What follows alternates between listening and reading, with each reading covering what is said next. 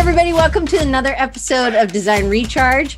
This is episode 371, and I am so excited to finally have my friend Van on. I think, Van, me and you have been meeting at least every other week, if not more than that, for, I'd say, about a year. I think so, yeah. And we're in another group together, two other groups together, and Van is awesome. Debbie Clapper says, absolutely. And I'm just excited because Van and I are very much think talkers, and we think talk out to each other. And she also loves collage. She is an entrepreneur. She's discovering so many things about herself, but she also really picks up on other people, and she's very empathetic. She's also very observant. But we're going to do something different. Just so you guys know, first, just set it up a little bit. This is the week in February where we celebrate, which it's weird to say, but I want you to celebrate yourself and recharge yourself. So the first week it was you were reaching out to other people and encouraging somebody else who might need a little lift. I can't even remember what last week was, but this week is about recharging yourself. Next week, you're going to recharge, hopefully, a mentor. But this week is really hard for me. And just not this week in general, just putting time and space into recharging me. So we are going to do something different my dog just sat on my foot, based off of just how Van works. So Van, can you take it over? And then you can tell us all about you later. Thank you so much for that intro, Diane. I'm really excited to be here. And I am so appreciative of the familiar names that I'm seeing in the audience. And so thank you for being here. So what I would like to share with you is a grounding exercise. And it's really, really simple. It's something that I just use my breath. Basically, we're going to take 5 deep breaths. And it's a way to get present and grounded into our bodies. And it's something that I use every day, like throughout the day, to manage my anxiety, which is something that I've been challenged with my entire life. And so all it is that we're going to, wherever you're sitting, get comfortable. If you're standing, just make sure your feet are planted on the ground. And if you feel comfortable, close your eyes. And we're going to take 5 deep breaths. So when you breathe in, just hold it for a moment and then exhale through your mouth and just don't control it and just let it flow. And so I'm going to take you through this grounding exercise and welcome you into this space. So we'll begin.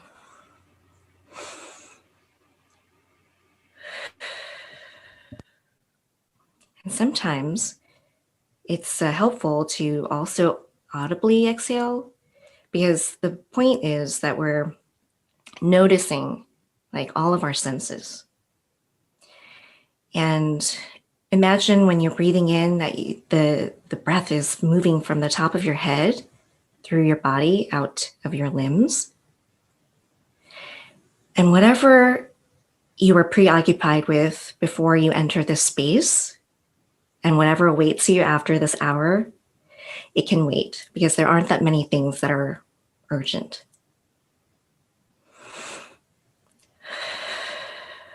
And just imagine when you're exhaling that you're letting go. And I invite you, while you're here with us, to be curious, to be open and present to receive whatever messages or lessons that we share with you today. And I'm grateful for you to be here. So whenever you feel comfortable, you can open your eyes and we can begin. Okay. So, this is something that I do on a regular basis. And it's so delightful because it doesn't require any extra tools other than what we actually have. And the more that you practice it, in the mornings when I wake up, before I do anything else, I meditate and I do a breathing exercise.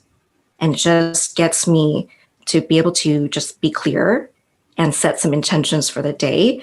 And I do this as a way to sort of check in with myself and recognize, like, maybe there's some, body parts that are, maybe maybe there's pain. Maybe, I'm stiff and realize that I haven't moved enough because, we're all like stuck in our houses and sitting in front of a computer for, Zoom meetings all day. So these are indications for me to say, I need to go, take a walk, or and ask myself, maybe what do I need more of or what do I need less of? And so every day is an opportunity to adjust and receive what it is that I need. What about, because I can imagine being stressed and I don't think about doing this, right? So how long did it get for you to get to a point where you're like, oh, I need that kind of grounding? Yeah. So basically 2020 was like the year that like pretty much sealed the deal for me in terms of self-care. I had dabbled in it. I had been working on prioritizing myself for a few years leading up to 2020. And I'm so grateful to have been in the practice of it. But 2020 was like this recognition that in order for me to manage the high stress, it meant that I had to take care of myself 10 times more than I'd done in the past. Because I'm the nucleus, right? Like I'm the source for the relationships and the work that I do outside of me. And so I started practicing meditation pretty regularly. And what started it for me was I took a workshop that a friend of mine was giving, who's an intuitive life coach. And she took us through this guided visual meditation. And that experience for me pretty much like sealed the deal because I had a very profound visualization that came to me in that meditation. And so then I recognized that, in order for me to, well, really any practice that we want to incorporate, it takes a lot of effort in the beginning, right? And so I would schedule it in, right? If I trace all the way back to a few years ago, I put it into my calendar and I committed to it. And so through the commitment and the discipline of keeping on those times for myself, I formed a new habit. So now I don't even think about it. So if say like I missed, if I don't have that much time in the morning, it's just 5 minutes. That's it. And it's now become this non-negotiable thing because I notice if I don't do it, how my day can get sideways. I can imagine with kids or with clients breathing down, or as you've been in 2020 was really a pivoting place. But I would think that this was like an amazing year for you. Like it may not have been amazing for everybody, but you really had a lot of just eye opening. You were already doing digging, right? And you do this thing with a word. Can you tell them about that? Like how you choose a word? Mm-hmm. So I'm not and Diane knows this, I'm not a traditional goal setting person. I've tried various like goal setting tools over the years, but all it did was create more anxiety for myself.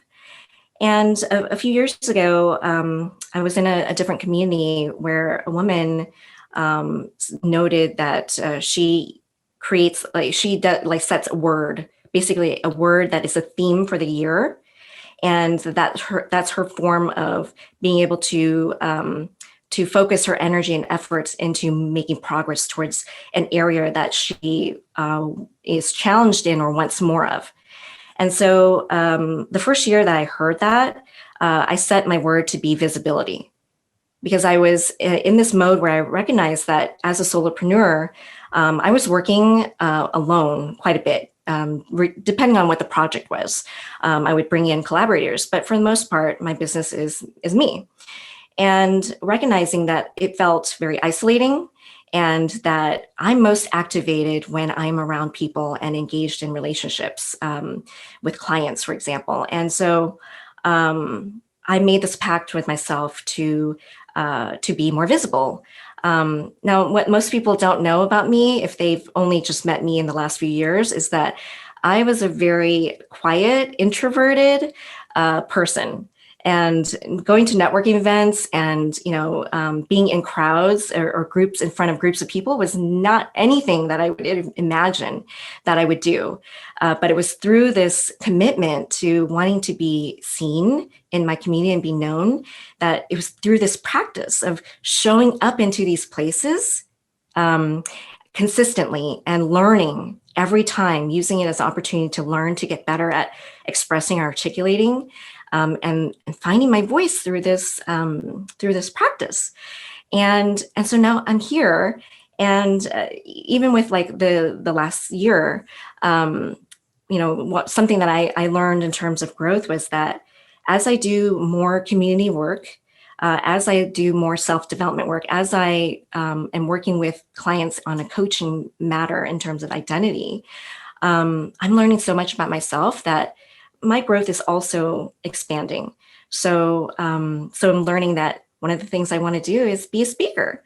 And so a few years ago, I would never have thought I'm going to, be in front of a group or on a stage or whatever to speak. So a lot of effort has been put into growing this way. So.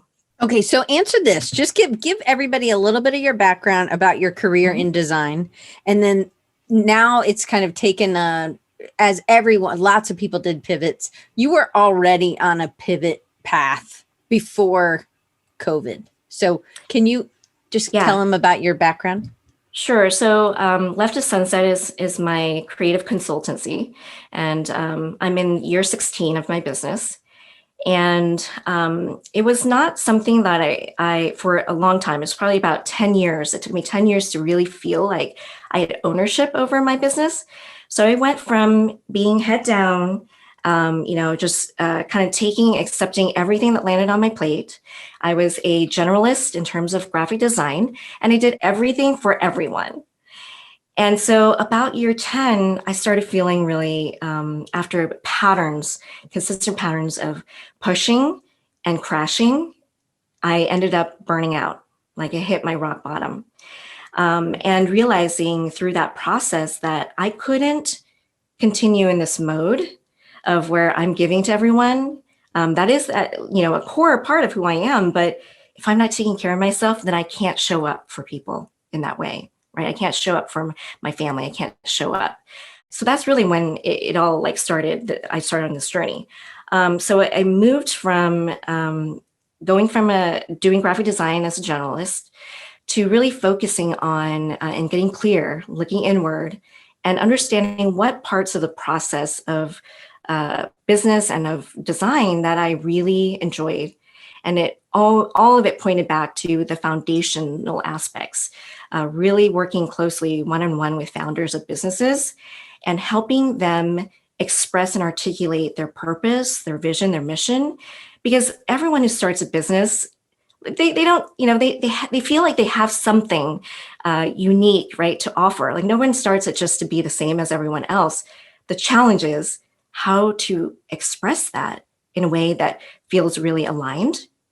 And then how does it look in communications? How does it look in terms of, experience and verbally, right?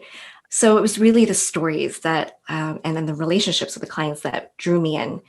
Then I did that for about a few years and started doing community work. So you and I are a part of the Future.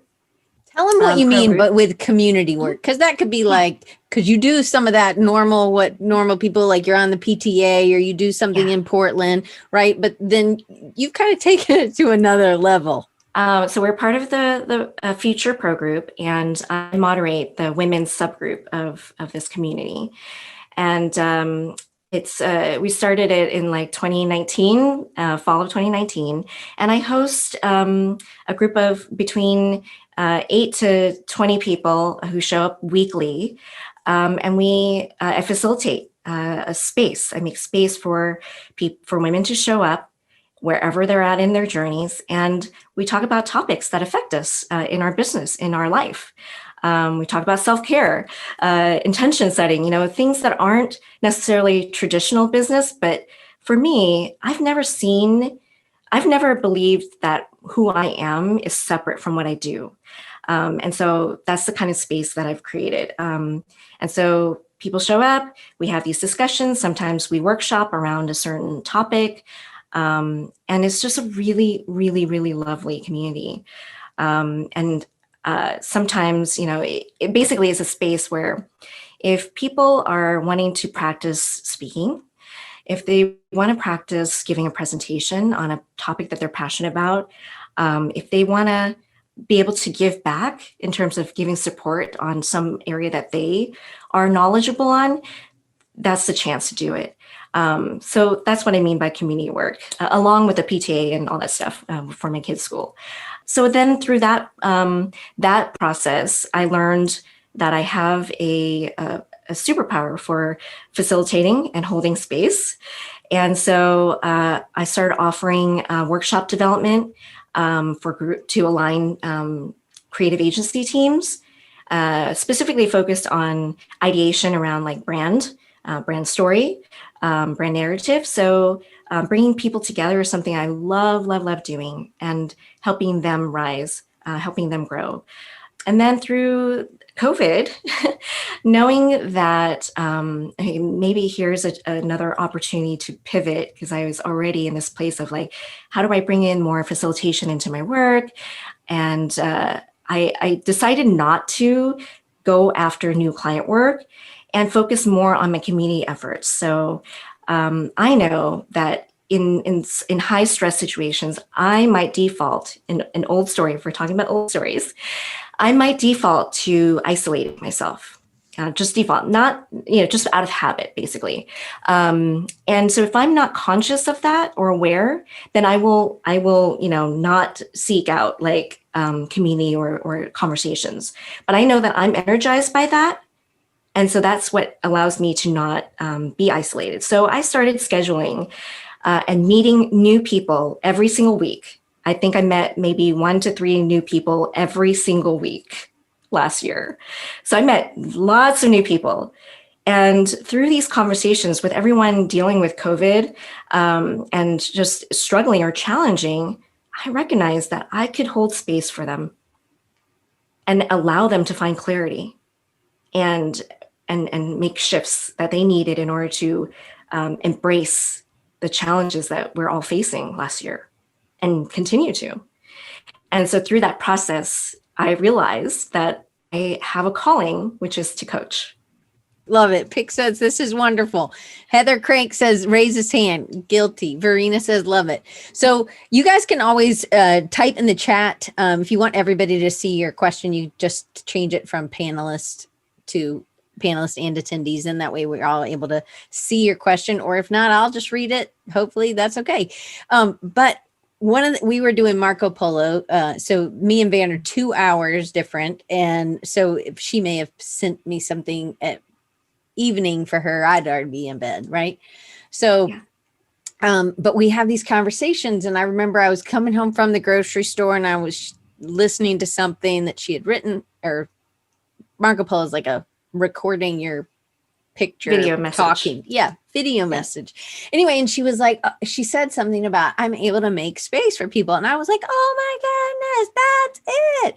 And her and I both, she was like, when it was a long message. So I was like, I couldn't remember the words. I was like, I'll go back and re-listen. And she said she was listening to, I'm like putting on my groceries. And she's like, I don't know where you found this. I think, are you talking about the last message? And I was like, then it made me doubt. I was like, wait, so then I listened to the whole thing again. I was like, yes, you said make space for people. And she's like, that's it? That's what you think my superpower is? I'm like, yes, this is not something everybody can do. And it's that Van shows up really ready to listen, to ask good questions, be curious and interested, but also it's about a whole approach. So it's not just your work life. It's the whole, it's like a triangle for you. Anyway, but she just totally was like, everybody makes space. Like it's nothing. And I was like, no. And I kept using the example. My mom's here. She would have never fed me a potato chip sandwich growing up because I had no nutritional value. And so I kept thinking that that's what Van was saying. She was like, it's, what do you mean make space? I was like, you're saying it like it's nothing, like it's not important. But I think that's where it is. Often our superpower is something that we overlook because it just comes so natural. That's right. And something that I've described to you about that is that, a lot of, a lot of creative people, creative spirited people, we operate on an intuitive level. And so that means that we have these superpowers, all of us do. Like we have this inner wisdom. Some people, sometimes we don't know that we have it. And because we're in environments or constructs or societies where we are in this mode of seeking the answers outside of us. So I don't know how many times I had conversations with people last year, and it was like this idea of that, we have all heard of shiny object. Creative people are multifaceted with lots of interests. And so it's like, this is interesting, this is interesting, this is interesting. And I think that that's beautiful. Like that is our beautiful, big, beautiful brain is what I tell my kids. It's your big, beautiful brain working. And the challenge is that we are operating in this way with containers or constructs or whatever environments that say you need to pick a lane, pick a direction, and you're all over the place, which I've heard so many times in my life that internalized their opinions and their judgments to be my own. So this is an old story that I carry with me, right? That I had to unlearn to say, you know what? I'm never going to change being a multifaceted person. I have a lot of interests. And on the outside, yeah, it looks like I can't commit. But the reality is that it's part of my being and process for learning, right? And learning is something that's lifelong. I'm never going to stop doing that. So it was this changing of like, seeking the answers outside of me, looking inward instead and saying, okay, well, who am I and how do I show up? And blending the parts of me that I feel really represents and ignites me and activates me. So this mode, this process is what I offer to my clients that I coach. It's identity based. It's who are you at the core, right? Where do you are activated and intuitive and natural? And this is where your superpowers are. I have more to say about that, but I think you have something to contribute to that. I do. So in this, so I just kind of want to paint the picture. So you are not a facilitator before. You could facilitate a workshop with a client or because sometimes you would go into a agency and help them with projects, right? So you were fine being a facilitator there. Was it super easy for you just to like, oh, I'm going to start this group? Or were you like sweating every Thursday before you went on? Or did you plan things out? Like, here's the thing. So I know that I think on my feet. I had some friends remind me this yesterday when I was nervous. Some people don't know this, but so I'm in Portland and there's a snowstorm that happened last week. And so we've been without power for a couple days. And so on Monday and Tuesday, I was like, I don't know if I can show up for my coaching clients. I don't know if I can show up to this podcast today. And I'm feeling really anxious about it. And I recognized actually as that, and I was sharing with Diane, that I had been holding my breath, basically, a default of mine, holding my breath to just hold it all in, all these feelings around like not having power, not knowing when it was going to be resolved, just so I could be there to hold space for my family. And then the day, like 24 hours after, I realized, okay, this is probably not going to get resolved soon. So I should maybe consider being prepared and how do I take care of what my commitments are, coming forward. And so as soon as I reached out to a few people and expressed transparently that I'm anxious, I'm feeling a bit stressed out about this, that released the pressure because one of my defaults is perfectionism. One of my defaults is overthinking. Okay, because I care, and I want to do a great job for the people that I give to, right? And so I so am thankful because there's so many people in the room right now that on this call that reached out and was like, "You've got this, and you're someone who thinks on your feet, and you're going to figure this out." And so I did. So I reached out to a few people who I heard that had power in my neighborhood, because it was like sporadic. It was really weird and bizarre. Some people had power, some didn't. Some had power, but no internet. So I was able to borrow a friend's studio, to do this call, as well as to meet with my clients yesterday. So I'm not even in my space. So another story that I would tell myself is that in order for me to show up fully, I have to be in my space. I have to, have my things around me. But the truth is, the reality is that I have me. I've got my brain, I've got my heart. So here I am. I don't need the things around me to be able to show up for you today. So this kind of segues into something else that I don't even know if I wrote about, but there was this it was mainly moms in Portland.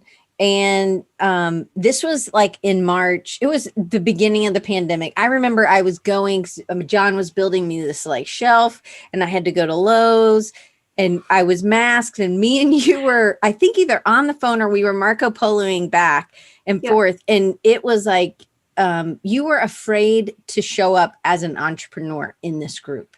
Yeah. Right? Can you kind of, because that, again, it's the melding of these two stories, which is something that you have figured out how to mesh together really well. Thank you for that. That is a really beautiful example, because you're right. So as I talked about, like, we are multifaceted, and we have hundreds of stories within us. If we have lived any life at all, which we all have, because we're right here, we're all here today, there's so many stories, so many lessons that we've learned along the way. And in order part of the work of identity is that we cultivate and we collect these stories with us. Okay. Some of them become unresolved, and that can lead to adverse effects because we carry these weights and these pressures that, they're unresolved because we didn't look back, reflect to be able to unpack and understand what the lessons are. And we internalize the challenges to be something inherently wrong with us when they're not. So to answer your question about this community, for a great deal of my career, my profession, I did not know anyone from design school that started their own business. I didn't also know many entrepreneurs who were moms. And so in those areas of my life, I felt isolated. And so during the pandemic, what a lot of us did was we have all these Zoom calls, and so we would have happy hour. There was a group of moms that I met with every week, and I'm someone that listens before I speak typically, and I'm listening. I'm sitting there, and as an empath, what that means is that I really feel people's energies, and it can, bring up or down my vibration. So here I am sitting, and I'm listening to, moms who are working as well, by the way, who are working moms, having gotten thrown into this remote work situation. And well, I've been an entrepreneur for years and have worked from my home. And so I could understand the challenges, right? I had already worked through those challenges and hurdles of how do I create discipline? How do I separate my space so that I can do my work, right? While, and let go of like the dishes, let go of the laundry, let go of my, like the other responsibilities while I'm in my home. And here I am listening to these stories and feeling, very empathetic about it, but also, I was having an old story where I'm feeling, in order to ease people's pain or their discomfort, to dim my light, right? To not say, hey, I've got it all figured out. Like, that's not at all my way, right? It definitely would never be my intent. But there was that story of like, well, she's in the background and she's this quiet supporter. So I struggled with this. Like after that call, that's when I started messaging you. I was like, oh my gosh, I'm messed up right now. Like I'm feeling emotional right now, right? By the way, you should have a box of tissues, everyone, because when Diane and I talk, there's often tears, there's laughter, there's all of that. But yeah, okay, I can't look at you right now. So I was struggling with this, right? And part of this process of managing my anxiety is to speak what I'm feeling out loud. So one of my stories is that I'm not growing up. I wasn't allowed. We didn't speak about our emotions in an Asian family. We just don't. And very typical of a lot of immigrant families is that it's all about optimism and positivity and hope. And so there's no room, like the unknowing message that I received from growing up is that there's no room for feeling fear or greed or, stress or whatever. Like you just, you sweep that under the rug. So that's been a story they carried with me for a long time. So I default to that pretty easily. I default to, playing small and being in the background. So in talking out loud with Diane, I realized that I'm not showing up present, right? And so, and understanding too, the intention, like I know what my intentions are, that I'm not there to say, hey, I got figured out and you don't. I'm by holding back my story, my experience and what I've learned, I'm denying this gift or lesson to other people. And this is something that that I've recognized whenever people message me and they're like, I'm freaking out about speaking on this show or showing up into this space. I remind them it's not about you. It's about the message that you offer.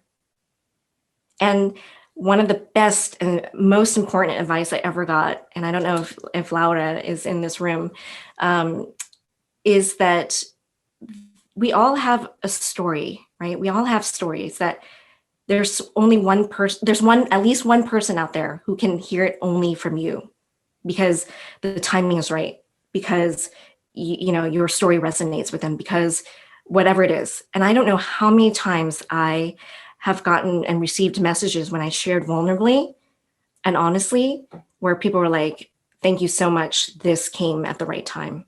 I needed to hear this. And so that sort of thing really motivates me. Okay. So, and that was like, I'd say maybe 6 months after you started Future Force, maybe. So you had been standing up, you'd been listening, that was why it was like, wow, yeah. You're just not showing up in because those people knew you a certain way. And that's right. Yeah. And that is right. These past stories can hold us back. And you had one that happened. Well, you have a thing about tech, right? Yes. Okay. Yes, I do. So I would never think, so Van and I were in this group. So I had seen her many times virtually. And then we got to meet when I went to Bend or the design conference in Bend, which is awesome. You guys check it out. Bend Design Conference, I think is what it is. Heather's here, so she could type it in there. But so we met and we were just automatic friends. Like it was like I had met my sister, right? Yes. So, and I did a workshop and Van's like, oh, I'm an extrovert, right? Right. That was like an eye-opening part of, because she gets energized from being around other people. And then but I never thought that she was having issues with tech because other time I'd seen her was virtually. So, but that was an old story. And this is where it's like, it was like a roadblock that only she was like putting cones in front of her and saying, I have trouble with tech. And we're like, I don't think you have trouble with tech, So it was like, you just need to move these cones away and stop identifying as this untechy or this Luddite or whatever, right? That's right. So the stories that we tell ourselves is really powerful. So it can be positive and affect positive action, or it can be negative and hold us back, right? So prior to practicing facilitating group and being on Zoom calls often, right? I'm very much, I'm an 80s kid, so I'm very much like analog. I love my pens, my papers, my notebooks, my books, right? And being on Zoom calls is not something that I really did regularly. I like to meet with people in person. And so I had this story that I can only really show up as myself in person.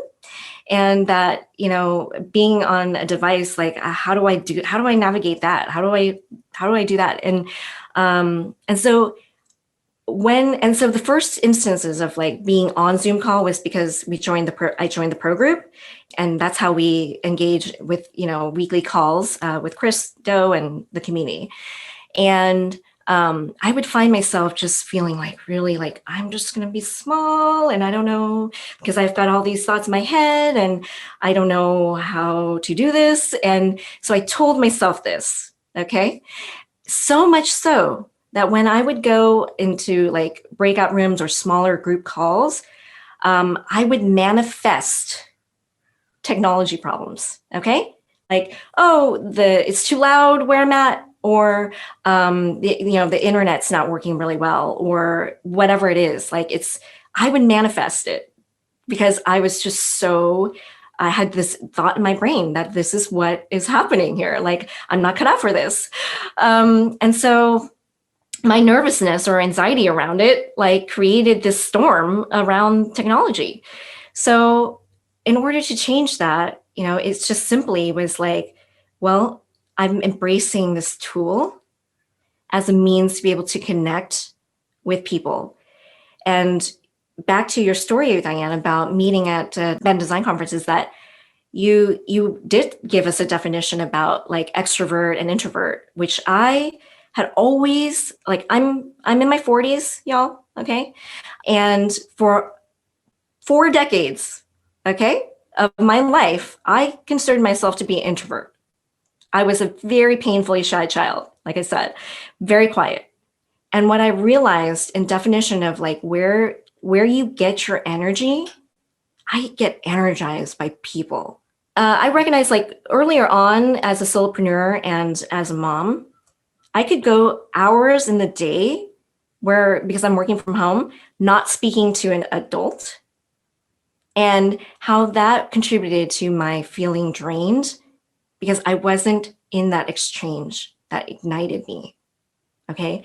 So as soon as you said that definition, and I had been doing all this work, right? Like all this work already leading up to this point where, oh, okay, like someone outside of me offering me a mirror and allowing me space to consider and reconsider what my story is. I recognize that actually I'm lean more towards extrovert. Like I try not to, you know, like be binary, right? But I do lean towards definitely getting my energy from people.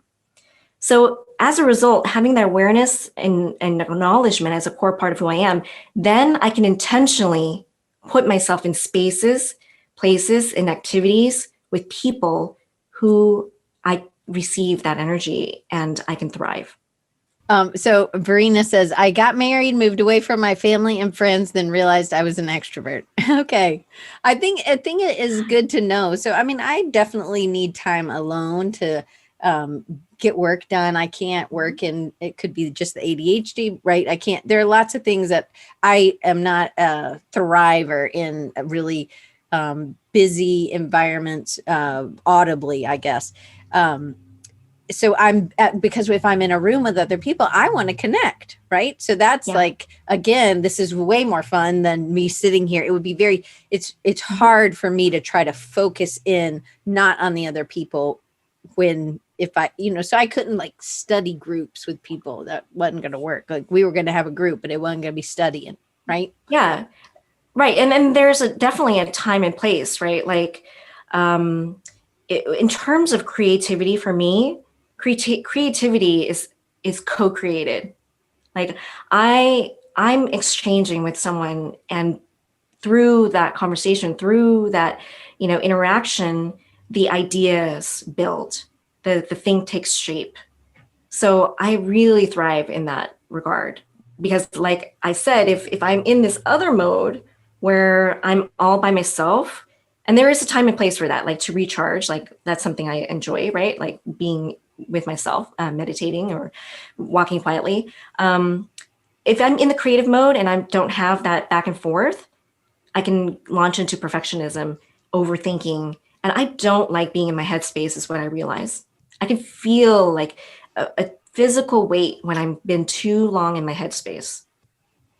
And so to get out of it, I do what I need to do to get present here in this moment, right? In my heart. And for everybody, that's going to be different. But I think it's for you. You had an old story of that you were an introvert, and then you realized when you really looked at it that you were energized when you were with, and you sought out times with people. And I think so. Pam asked a question a long time ago. I promised I would get back to it. So as you're seeking out people, how do you find 52 people? Pam wants to know, where did you find these 52 people to meet, and how do you make that kind of just conversation start? Yeah, that's a great question. So, and I've spoken about this before with in one of your groups, Dan, is that I am a part of many different communities, and each community, right, it serves a different purpose in my life, and so together it creates this holistic experience. So, so the people that I was reaching out to are, members or whatever of all these different groups that I'm in. So I've got like women's entrepreneur groups now. I've got the pro group that I'm in, which is creative business professionals, professionals and entrepreneurs. And I've got my mom groups, and so all of these groups have people that I hundreds of people that I've not talked to, and so what I would do is on calls, or maybe I see something that they post and I'm like, this is really interesting, or I loved what you said about this, and I feel like there's some sort of connection there, and I'm just really curious to know like more about that. And so I reach out and say exactly that. I'm like, I really loved what you posted. I love this thought that you had. Could we do a virtual coffee meet? I know I get so much out of it, as well as I'm also giving, right, to them in terms of sharing my stories or what I've learned.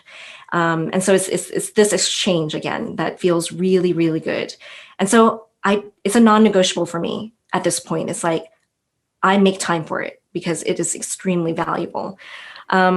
So yeah, there's no shortage of people out there, and technology has allowed us to do so, especially like meeting people, overseas in Europe and Asia, everywhere else that I would never have been able to connect with if I just stayed in my bubble. And, especially with the pandemic where we couldn't go out and meet people and go to events. There's things happening all the time, workshops and virtual conferences and all this stuff. So yeah. Do you remember what it felt like the first time that you asked somebody? Because now you've done it as a practice and it just doesn't feel like it's any big deal. But what about for somebody who is that really when they could be recognizing a past story? So let's just say that was somebody, let's just say I always use Jody. So let's just say it's my friend Jody. Could be a boy or a girl. We don't even know. Right. So it's Jody. Jody's like, I'm so nervous to ask somebody. How do I what would you ask Jody about their story that they're telling themselves? Okay, that's a good question. Yeah, I mean, well, we're talking about, I think, just being able to identify root causes of a story. Like, where does it come from in order to build awareness? Because these fears that show up, right? Like fears and our worries, our imposter, it is attached to past experiences. And they're actually stories that have been given to us by someone, their judgment, their opinion, their criticism, or their response that we've internalized to be something wrong with us, when really it's a reflection of the person that's giving, right? That judgment, criticism, or opinion. And so having this awareness of where these stories come from allows us to recognize in present time when we might be feeling resistance, when that conflict is showing up, when our worries or fears or our imposter is showing up, to say, check in and say, is this really something that's true, or is it an assumption or perception that we've carried with us? So I think that's how I would respond to that question, and be able to share it in that way, because I think that so much of what I do is very intuitive. So I'm listening for those points of resistance and conflict. And that's when I'm leaning in and feeling it out. Like, have I established enough trust with this person to be able to offer an invitation for a different perspective or different way of being or approach. So there's a lot of that listening and feeling it out and sharing a personal, vulnerable story that I think could help build that trust. Okay. I love that. So I think that gives a good, if something is maybe you think it's just a truth, I would maybe take everybody in here. I would challenge you to maybe think about 3 things that you think are true about yourself by the end of today, and just see. The other thing, like for me, I know I've said this, and Mario was here. I don't know if he's still here, but he is. I would say, oh, I'm not blank. Whatever it is, I'm not a good writer. I'm not a blah, blah. Yeah. Right. And so, but that's these stories that I've told myself, right? He says he's still here. Ha ha. So in that, I think it's good to have other people who you're in community with. And I'm not saying other people online. I mean, other people in small, tight, where you trust these people. That's right. So that somebody can kind of call you out and say, hey, this doesn't ring true. And I think that having those people in your life has been helpful for you. I know it's been helpful for me, right? Yeah. Do you think you had people to help you hold your feet to the fire in this? Absolutely. That is the beautiful thing about having community, is that we are, in the community, there's a diverse mix of people. There's people who, and everyone who's in the community has wisdom to share, right? Including yourself.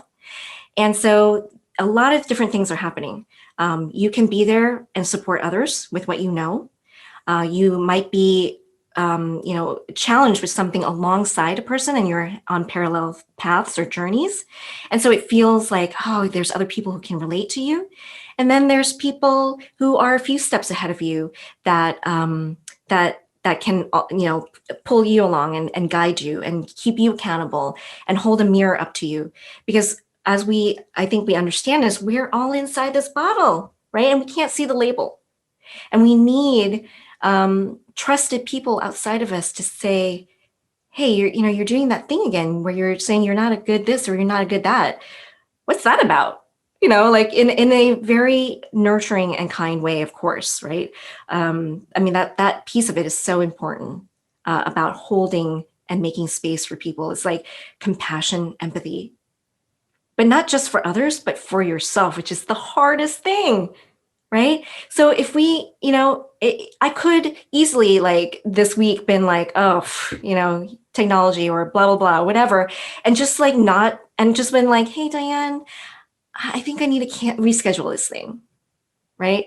But no, that's an old story. So one of the things I think for me, what you're saying that encourages me is that, and I agree with Pick, self-care is totally the hardest. But again, it's like you put the mask on yourself and then you put it on your kids or whatever. What it's saying to me is that I need to make sure that when I'm showing up I'm starting to that sweat or that uncomfort that I first think, is this is this a is this a story that I want to believe in? And I don't believe, because I do believe you may have been technology challenged at one point. Yeah, when you're little, you totally are I mean, me and you are both like short, so we're vertically challenged, but like there are ways around it, and it's like I don't let that that doesn't hold me back being short, right? So that back to that compassion piece of it is that, we're gonna default. Like we're gonna make mistakes. We're gonna, fail. Like we're gonna fall. And so this is a practice of being kind to ourselves and accepting that that's gonna happen, right? That's an expectation. Like it's gonna happen. We all do. We're human. And so rather than, beating ourselves up and not being kind to ourselves, to just to acknowledge and to say, yeah, that happened. It's not a good thing. It's not a bad thing. Because it's when we place judgment on that, when it's happening, that's when we can launch into the old stories, and that spiral. So that's first. Acknowledgement. Okay, that's first. Is that what you said? I thought you said last first. Okay, so there was this one situation where Van like leaned into this, and I do think you have to practice this. And I don't know if I think you remember this. Anyway, you were giving this workshop and it was the first time you were doing this. So you were a little bit nervous about whatever it was. And you just came out at that moment and said, I've lost what I am sweating, whatever it was.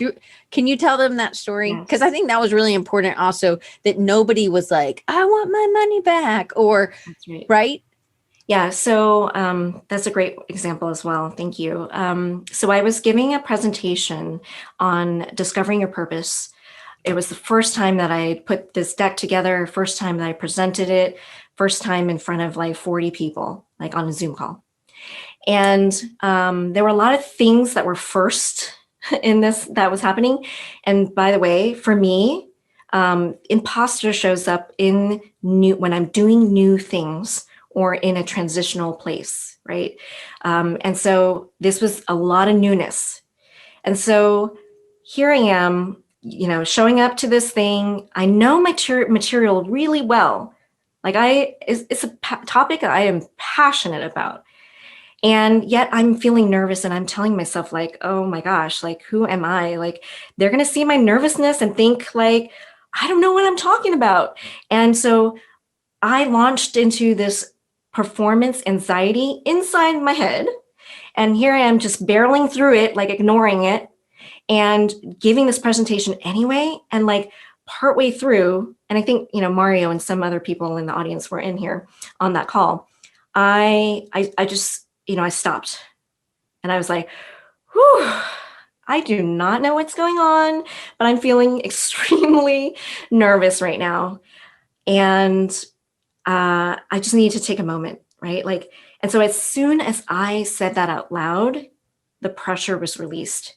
And I've done this now so many times. Like that was probably that moment where I remember, like, it's the one of all the stories that now I don't forget that. Like, I mean, I might catch myself sooner, but I don't forget that now. It's like you speak it transparently. Like say you show up to a networking event and you're feeling, awkward. So simply stating that you're feeling awkward or that you don't know anyone here, like what happens ultimately is that it humanizes you. And now instead of being, a performer where you're on stage and inaccessible, you're now at eye level with the people in the room. And that is such an incredible experience because that is how we form deeper connections. That's how I can feel more your energy and me, passing my energy to you. And so, of course, then everyone's like jumping in there like, Van, you are doing great. So again, no one even knew that I was nervous. And because I was afraid, I was afraid I was going to look foolish if I was like nervous, but that's human. And I'd rather show up as human than a robot. Well, and there's good things also in just saying that you're nervous. It means that it matters to you. Like those people in that room matter and you're really trying to do a good job and you prepared, but now you're like, you want to make sure that you're delivering. And I've said that to clients, like, I really wanted this to go really well. I'm nervous to have you see it. And they, of course, are like, we love it. It's great, but I think it's good to remind them that I'm human too. I mean, I also am totally fine with critique, but like, I think that it reminds them that they're important and what they are getting out of whatever they're receiving is important to you, that they get something. And just you're reminding me too, like, if we're talking about root causes, I know exactly like where that performance anxiety comes from. And it came from this experience I had in 8th grade. So I was in middle school and I was like 12 years old, and it was graduation. And I was asked to present, like get on stage in front of like hundreds of people at age 12, right? And here I am like I don't like doing these things, but I said yes because I got to present my all-time favorite teacher. And I wanted to do a good job. And I was like, I'm gonna do this, even though I'm like super nervous about this and I have no idea what I'm doing. And so I go up. I remember distinctly going up to this podium. I'm short, okay? Like I'm 5 feet now. It's not that much taller than that. And to this podium, and I just remember totally, completely falling on my face. Like I just didn't know what to say. I was like, blah, blah, blah. And it felt for me like forever, but I'm sure a teacher went in there, scooped in and, saved me. But I was extremely mortified. Okay. And to make matters worse, the graduates were sitting on the stage. So I had to go back to my seat on the stage, and I'm crying because I'm a crier, and just beat red and just mortified. And here I am thinking everyone's looking at me and laughing at me. Right. And part of that there is some truth to that laughing of my peers, because I was not a very popular kid. And I was the friend, I didn't have a lot of friends. I was often looking outside, from the outside in, thinking I wish I could have that too. And I was friends with all the kids who got bullied. So there is some truth to that. But here's the thing, right? Where we are today, we know so much more. We have lived through so much more. We are more resilient and more knowledgeable and wiser than we were back then in any past experience, right? And so this is something to own and recognize as part of the practice of looking at our old stories and knowing that we've got this. We have wisdom that now, if we look back at some of these challenges, we can learn the lessons because it's no longer painful, right? There's some stories are still like, we haven't healed from enough yet, right? To be able to really look at it. Tell them that quote, teach from your... We teach and we share from our scars, not our wounds. So there has to be some amount of healing done in order to look back at these stories that are unresolved and say, yeah, you know what? I'm resilient. I learned this lesson and I still carry it with me today and forward. And I'm going to let go of the rest that doesn't serve me anymore. Because it doesn't go away. It's this invisible weight that we carry with us. So let it go. I love that. I think I was loud, and I maybe awkwardly loud. I remember one time my sister was maybe 9, I was 4 or 5. And we were at her ballet recital or tap or whatever. I don't know. She didn't do it anymore after this. And I was on my dad's shoulders because, again, I was short and I was little. Anyway, and so my sister got on stage. I was so excited to see her. I wanted her to know we were there. I'm like, hi, Vicky. And I was always loud. I was a loud kid. I didn't see any more of the whole whatever. My dad took me down so fast. And so, but it is just, it's funny because when I was thinking of, what is an old story? I feel like I'm a good listener, but I feel like I still am. I can be loud. I don't have a problem with that. But that is a story. And I'm like, we're is that? Where does that come from? But it's kind of like you being a crier. This has been something I've seen you transition from pre-pandemic. You would, if you got upset, not was just me, but if it was in a group and you got teary, you would shut your camera off and compose yourself. And sometimes still that might happen, but it would happen. I mean, we both cry a good bit. So We do. so And yeah. now Go ahead. you're better about just owning, and you tell people that it's that you're able to fully express yourself when you're able to cry. Yeah, it is definitely a crying is a pressure release, and I've spent years trying to like not to try to turn that down, but you know what, it's not happening, and so it's not happening, and it's something that is very much a part of who I am, and so I've had to learn to embrace it, and it's an indication for me that something that is happening matters, and to check in. What's really going on here? And I learned so much from that because, as I mentioned previously, that there are a lot of defaults where, I don't, there's a part of me that still is like, like you're going to look foolish or childish if you're crying, because I was teased as a child, right? Like, or we don't show those. We don't show those. We're supposed to be stoic and like, quote unquote perfect, right? There's no such thing. So yeah, there is some of that element. And so learning to embrace, because you know what, it tells me something. It's a clue of building awareness around whatever's happening. And then the other thing to that is verbal processing. So I talk out loud in order to get to my point, in order to take shape, in order to understand what my perspective is. But for years, I just thought, oh my gosh, I don't want to waste people's time. And I don't want to, I don't, people are looking at me like, what is your point? And so now, because I know that is how I operate, and in order for me to show up, I have to be able to say things out loud. I just let people know this is not a fully baked thought right now.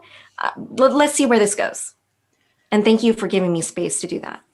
I think having people who are going to let you do that, I think, is a really helpful thing. And I know our 5 minutes over, so I want to, at least your computer didn't die.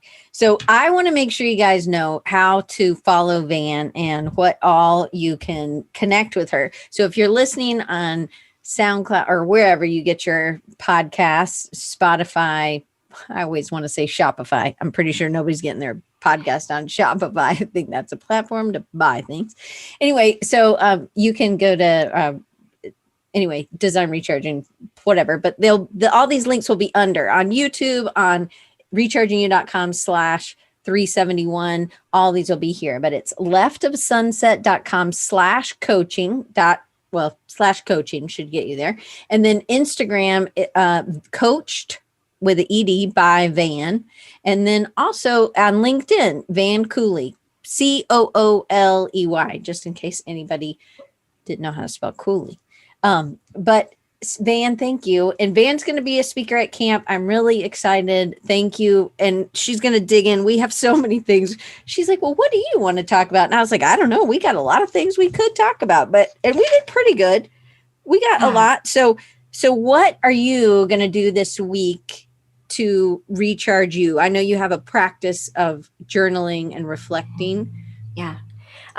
So I start and end my days with a gratitude meditation. So in the morning, I do about 5 or 10 minutes where it is focused inwardly and gratitude and appreciation for me and checking in.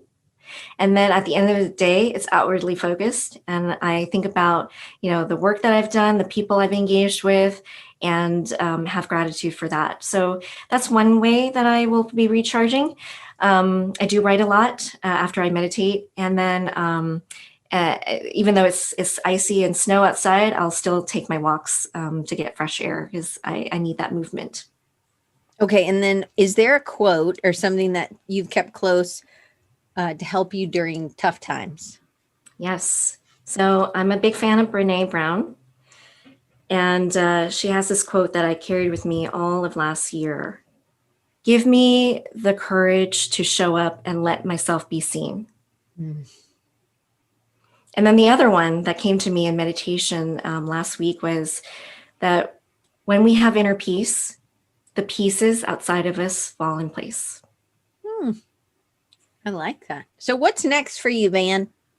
What's next for me? I'm really excited about this, the identity coaching that I'm doing. I really, really love like days where I get to coach, days where I get to bring people together in community, are days where I'm buzzing with life. And so I'm working on building a private community outside of the pro group that I moderate. And so that's something I'm going to be launching in the next 3 months. So if you're interested, if anyone's interested in like getting more information about that, DM me, email me, and I'll I'll get you on a list so that I can notify you when that happens. But yeah, focusing on coaching and community work. Awesome. I love that you've had your word last year, was it alignment? Alignment was last year, yeah. So I think every year should be alignment, because I've thought about that word so good. Like, does this align? So say it's a new word, visibility. Whatever I'm doing, does that, whatever I'm doing, that action, does it align with visibility? So I really love the whole one word thing that you did. Alignment it helps with priorities, which is something where I struggle. That's and right. I feel real spread thin, but you've got a lot of love here. A lot of people came, and thank you guys for coming from all over. We had Adrian in Ireland and he was at camp, so he knew you from there too. And Rowena, it's in the middle of the night, so thank you, Rowena, for staying up so late or getting up so early. We both appreciate it. I'm so grateful for this time. Thank you for having me, and thank you for spending your last hour with us. I so appreciate it. And if anything that I've shared today resonates, I would love, love, love, love, love to hear you share it on Instagram or LinkedIn, or just message me and let me know. That helps motivate me to keep going. Amen. I hear you. So we'll reach out, and just so you know, this week you're supposed to do something for you for Love on Designers. Next week, you're going to hopefully write a letter to a mentor. So, and we have a whole Portland sort of feel, I guess, because and then I know Portland's not where Chris is, but Chris Martin's going to be on next week. We're going to be talking about feedback. So feedback can be really hard to take. And Chris and I have a lot to say about feedback and being able to prepare for it and take it and accept it. And I think some of it has to go into these past stories and of who we are and who we are projecting to be. So I'm excited. Hope you guys will join us for next week with Chris Martin. We're talking about feedback.